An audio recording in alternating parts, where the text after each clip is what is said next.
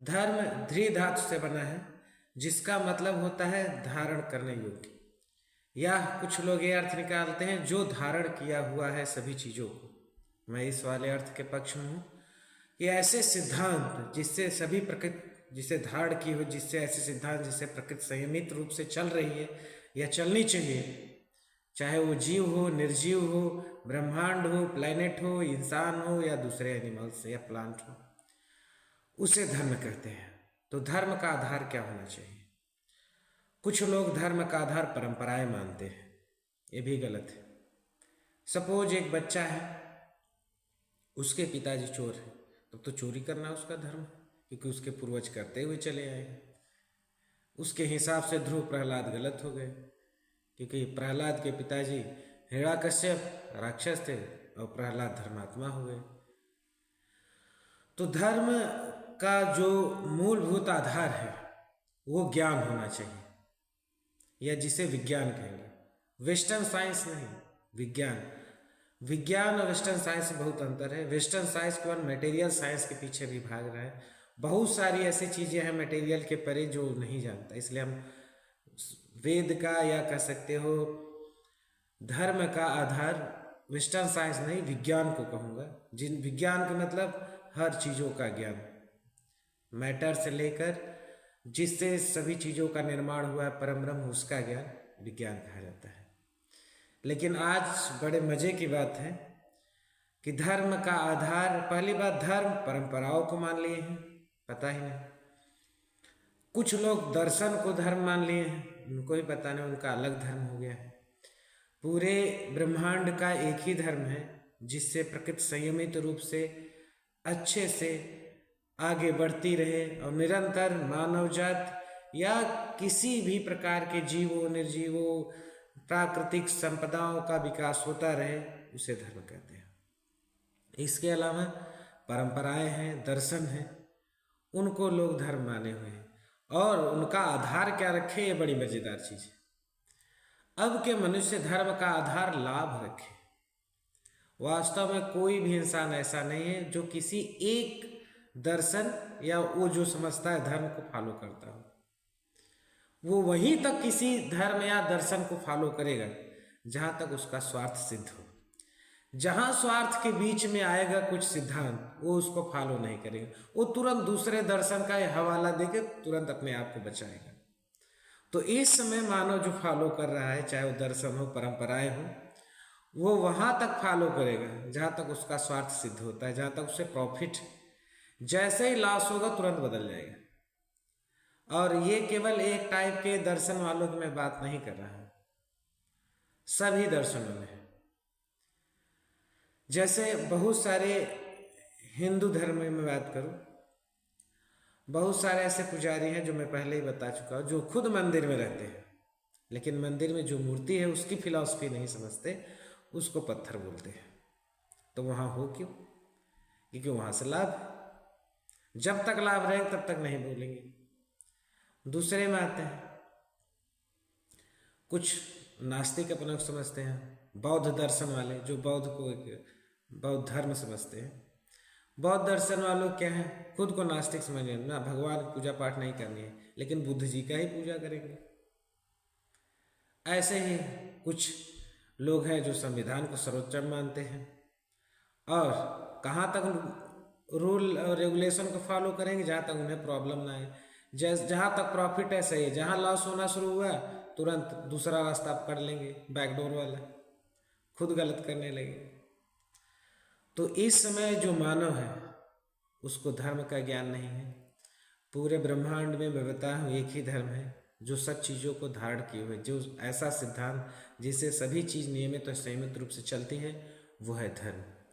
और भारत में अगर मैं बात करूं तो जो धर्म है उसके अलग अलग दर्शन हैं, चाहे वेदांत हो, उपनिषद हो, जिसे ओशो ने भी कहा कि उपनिषद सबसे शुद्धतम समझने का तरीका है धर्म का।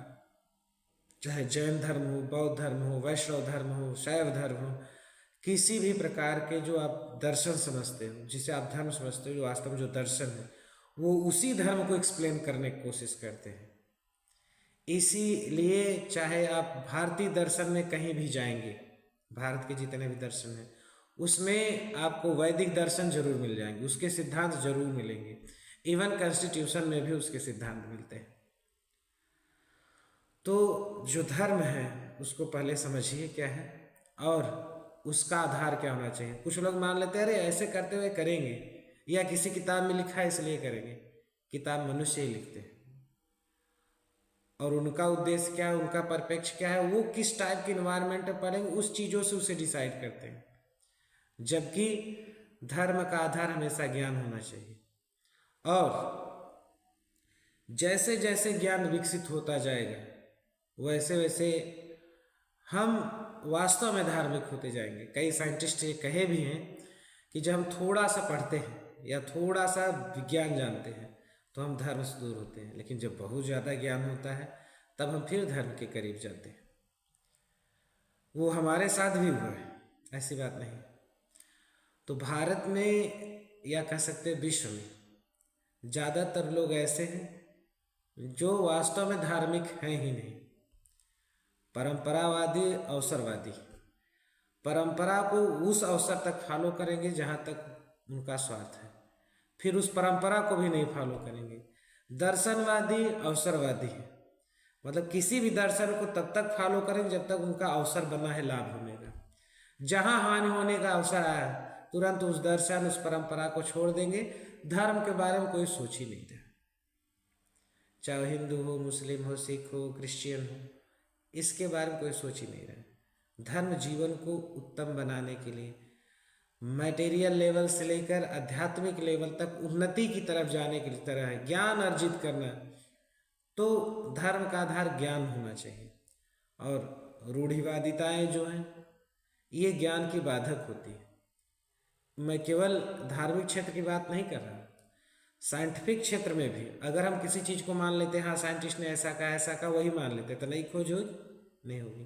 तो ऐसे ही सभी क्षेत्रों में अगर हम रूढ़िवादी हो जाए कि यही सत्य है तो नई खोजें नहीं होगी, उसमें डेवलपमेंट इम्प्रूवमेंट नहीं आएगा। ऐसे ही हमें हर क्षेत्र में ज्ञान से, चेतना से, ज्ञान चेतना के अलग अलग आयाम से डिसाइड करना है उचित क्या है अनुचित क्या है। और केवल अपने स्वार्थ के लिए हिसाब से जो करोगे वो धर्म नहीं होगा, वो अधर्म होगा। जो संयमित रूप से सबके साथ पूरे प्रकृति का, समाज का, क्षेत्र का, आपका विकास जिन सिद्धांतों से होता है वो धार्मिक सिद्धांत हो सकते हैं। और इसके अलावा जो भी परंपराएं हैं सही गलत दोनों हो सकती हैं, उनका उद्देश्य कैसा है या परंपरा बनाने वाले की सोच क्या है। और दर्शन सही गलत दोनों भी हो सकते हैं, क्योंकि किसी इंसान का जो फिलॉसफी होता है वो कैसे पला बड़ा, कैसे इन्वायरमेंट मिला, उसके हिसाब से सोचना शुरू करता है।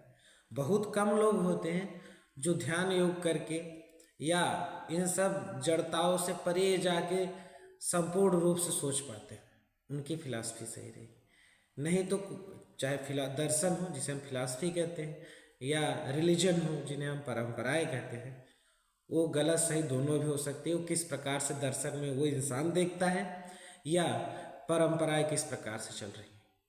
और इन दोनों को का कोई लॉजिकल या कह सकते हो अच्छा एविडेंस तब तक नहीं माना जा सकता जब तक वो अपनाने के बाद उस पर साइंटिफिक तरीके से, साइंटिफिक अब फिर मैं वर्ड यूज कर रहा हूँ, ये वो साइंटिफिक नहीं है जो आप वेस्टर्न कल्चर समझते हैं, मतलब सिद्धांतिक, और इसका खुद एनालिसिस करके ऑब्जर्वेशन करके न देखा जाए कि इससे समाज टूट रहा है कि जुट रहा है, मजबूत बन रहा है कमजोर बन रहा है, देश का या समाज का विकास हो रहा है विनाश हो रहा है, प्रकृति का विकास हो रहा है विनाश हो रहा है। जब इससे डिसाइड करेंगे तब वास्तविक धर्म बाहर आएगा और वो धर्म सबके लिए समान होगा, वो चाहे अलग अलग दर्शन वाले हो चाहे परंपरा वाले।